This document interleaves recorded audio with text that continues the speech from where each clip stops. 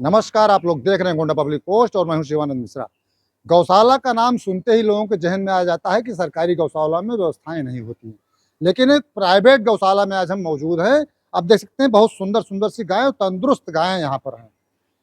इसका मतलब है कि इनका बहुत ख्याल किया जाता है। आप देख सकते हैं ऊपर बाकायदा गर्मी में इन्हें पंखे लगाए गए हैं। और एक दो पंखे नहीं है, सभी गायों के लिए पंखे अलग अलग अलग अलग नस्ल की है, तंदुरुस्त गायें हैं। और गाय को पालने वाले गौपालक जो हैं, गौशाला को चलाने वाले किसी परिचय के मोहताज नहीं हैं। हम बात कर रहे हैं उनका नाम है मनोज मिश्रा। मनोज मिश्रा जी प्राथमिक विद्यालय भीकमपुरा के प्रधानाचार्य हैं। जब भी हम इस गांव में आते हैं, ग्राम पंचायत अहरोलिया का भीकमपुरवा, तो मनोज जी के यहाँ कुछ ना कुछ नई चीजें देखने को मिलती हैं। आप देख सकते हैं ये नाद जो इनकी है, जिसमें ये लोग चारा खाती हैं, कितनी व्यवस्थित रूप से यहाँ पर नाद है इनकी। इसके अलावा यहाँ भी पंखा लगाया गया है। आप देख सकते हैं ऊपर यहाँ भी पंखा लगाया गया है, यहाँ भी इनको गर्मी ना लगे।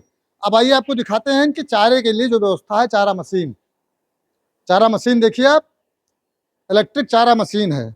हरा चारा, पौष्टिक चारा जो होता है वो इनको दिया जाता है। सीधे मनोज जी से मुखातिब होंगे। सर, आप खेती में नंबर 1 हैं, स्कूल चलाने में नंबर 1 हैं। स्कूल में आपके तमाम सारे अवार्ड आ चुके हैं, एक नहीं कई सारे बच्चों के अवार्ड आ चुके हैं। खेती आपकी हमने देखी, गन्ने की खेती हो, केले खेती हो, सब कुछ आप अच्छे तरीके से करते हैं। इन गायों को इतना तंदुरुस्त कैसे रखते हैं?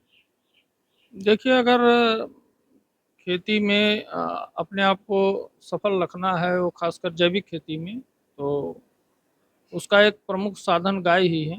इनका गोबर, इनका मूत्र, ये हमारे फसलों के लिए जो है अमृत के समान है। तो दोनों एक दूसरे के पूरक हैं। वो चाहे जैविक खेती हो और चाहे गौपालन हो, उसी के दृष्टिगत देसी नस्ल की इन गायों को पालने का काम किया जा रहा है। कौन कौन सी नस्ल की गायें हैं? गिर और थारपारकर। अच्छा, 2 नस्ल की गाय हैं। जी। चारा इनको कौन सा देते हैं? चारा इनको भूसा देते हैं। हरा चारा में जो भी बाजरा या बरसीन या जो है मक्का या फिर जई जो भी देते हैं वो जैविक होता है। उसमें किसी भी प्रकार का कोई रासायनिक खाद का प्रयोग हम लोग नहीं करते। रासायनिक? इनको सफ़ेद नमक भी नहीं देते हैं। इनको काला नमक, भुना जीरा, और ये पूर्ण रूप से स्वस्थ रहती हैं। कभी इनको एलोपैथ की दवाओं की भी आवश्यकता नहीं पड़ती। कभी बीमार भी नहीं पड़ती? नहीं, पिछले 2 साल में ऐसा नहीं हुआ हमारे किसी भी एक गाय के साथ कि किसी गाय को कोई बीमारी हुई हो या डॉक्टर को बुला के कोई एलोपैथ का इंजेक्शन या दवाई देना पड़ा। कितनी गायें हैं सर? इस समय फिलहाल 9 गाय हैं। 9 गायें हैं। शुरुआत कितने से की थी सर? 4। 4 से शुरुआत आपने की थी। जी। तो बड़ी चीज आपने कही, नमक नहीं देते हैं। जैविक जो खेती होती है उसको जो आता है, चरी हो चाहे बरसीन हो, देते हैं, तो यही सब है कि ये बीमार नहीं होती? जी, बिल्कुल। इनका दूध भी पौष्टिक होता होगा? हाँ, दूध और दूध के साथ-साथ हम लोग इनका घी तैयार करते हैं, जिसमें पूर्ण रूप से मिट्टी के बर्तनों का ही प्रयोग होता है।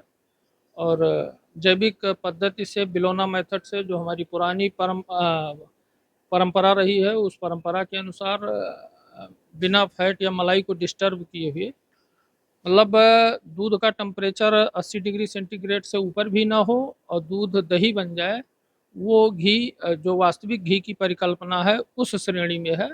और वो घी अमृत के समान है। वो घी जो है हमारे कोलेस्ट्रॉल को कम करने का काम करता है। वो घी हमारे फैटी लीवर और डाइजेशन को दुरुस्त करने का काम करता है। जबकि जो मलाई से या जो अत्याधुनिक तकनीकें हैं, इन विधियों से जो घी निकाला जाता है वो कहीं न कहीं हमारे शरीर में रोगों को बढ़ाता है। तो घी इनका काफी महंगा भी होगा? हाँ, घी महँगा है। जैसा हमने बताया कि इनके चारे में, इनके खान-पान में? खान-पान में, इन सब चीज़ों में, घी को तैयार करने में पूरा प्रिकॉशन लिया जाता है। चूँकि महँगाई का ज़माना है, सारी चीज़ों को उपलब्ध करवाना जो है वो आसान नहीं होता है। लेकिन फिर भी हम लोग संघर्ष करते हैं और लगभग 3000-3500 के आस-पास घी उपलब्ध करा देते हैं। हम अपनी घी आँख में डलवाते हैं। जिसको आँख की ज़्यादा दिन की पुरानी समस्या हो, बड़ी समस्या हो, वो चाहे जैसी समस्या हो, हम सीधे आँख में घी डलवाते हैं। अब इससे ज़्यादा शुद्ध और शुद्धता का क्या प्रमाण हो सकता है? किसी भी प्रकार से इसका उपयोग किया जा सकता है। चूँकि ये फाइबर विहीन है, ये रसायन विहीन है, इसको तैयार करने में टेम्परेचर का पूरा ध्यान रखा जाता है। बचता भी नहीं होगा घी आपका। नहीं, बिल्कुल नहीं, तमाम ऑर्डर हैं उसके बावजूद पूरा ही नहीं कर मिलता।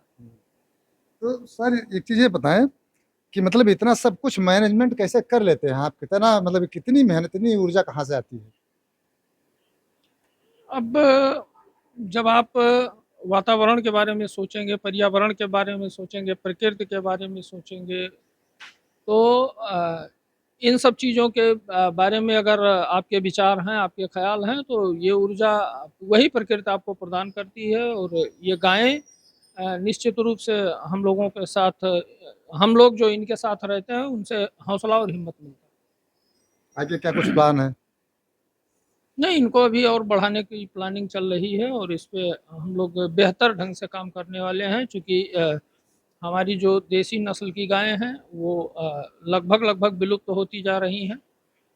ये गौवंश जो है सुरक्षित रहें, हमारी आने वाली पीढ़ियों को भी सुरक्षित रखें, मानव जीवन, मानव स्वास्थ्य और पर्यावरण भी सुरक्षित रहे। तो इसलिए हम लोग इस पे भी काम करने वाले हैं और इनकी संख्या को भी बढ़ाने वाले हैं।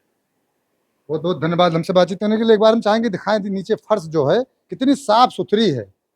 मतलब सफाई का भी विशेष ख्याल रखा जाता है कि गायों को कोई बीमारी, जैसा कि गुरुजी ने कहा कि गाय इनकी बीमार ही नहीं हुई, तो इसका मतलब इनकी उचित देखभाल, साफ सफाई का ख्याल रखा जाता है। और जैसा कि इन्होंने दावा किया कि इनका घी पेवर है, नंबर 1 है, शायद इसीलिए आर्डर तमाम रहते हैं, घी पूरा नहीं कर पाते हैं। उम्मीद है गुरुजी ऐसे ही निरंतर प्रगति करते रहेंगे। आप लोग देखते रहेंगे गोंडा पब्लिक पोस्ट।